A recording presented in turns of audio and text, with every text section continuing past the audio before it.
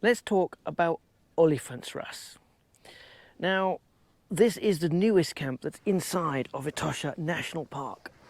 And again, is a little bit different to the other camps in that there's only camping here. Not only is it only camping, there's only 10 campsites in total here. Each campsite has its own shaded area, which is artificial because there's not very many big trees in this area to offer shade. So there's an artificial shade provided for each campsite.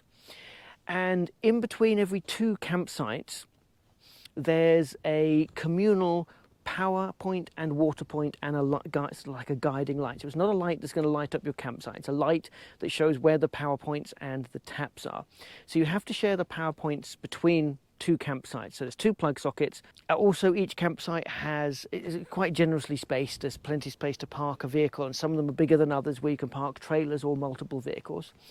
Each place has a fire pit or fire area where you can make a fire. You can then cook on that fire, and that pretty much is the campsite itself.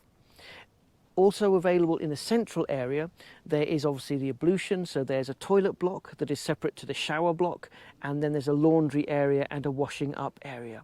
In the centre also is the reception area where you first check in, sign the indemnity that if you're going to get eaten or fall off the hide, it's your own fault. And there's a little kiosk that sells very, very basic things. It's got wood, fire lighters and cold drinks. That's pretty much it.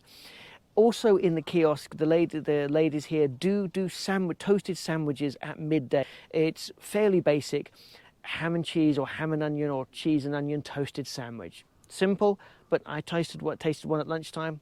It was very pleasant. With a nice cold drink. Boy, you need cold drinks here. The special thing about Olifantsrus campsite is the hide that they've built. Now what they've done, the camp is enclosed. It's a fenced camp, not like Dolomite, but they've built a hide that extends past the camp fence, slowly goes up a rising walkway to a hide that overlooks a waterhole. And the hide is built on so you've got the waterhole and the hide, and you go to the hide and you can look out and you can see for kilometers in all directions and watch the animals coming in.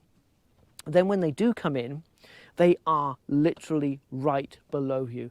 Trust me, when you've got elephants coming in, you are looking down as they're drinking and slurping and trumpeting. It is, and there's nothing between you and them, and you're just sitting there. It's fantastic.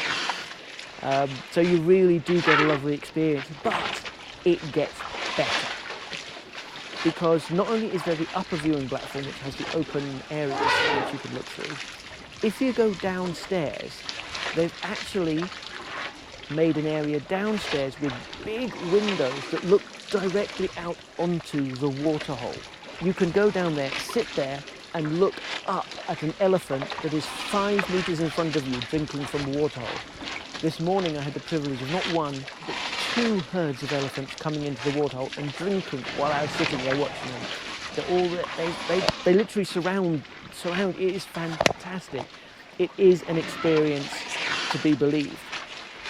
If you've got any other questions about Olifantsrus, about the campsite, I've been here, I've experienced it, drop me a comment below or DM me on social media. It will come up on the screen now, and I'll get back to you with all the answers that I can as soon as possible. And have a great trip in Namibia.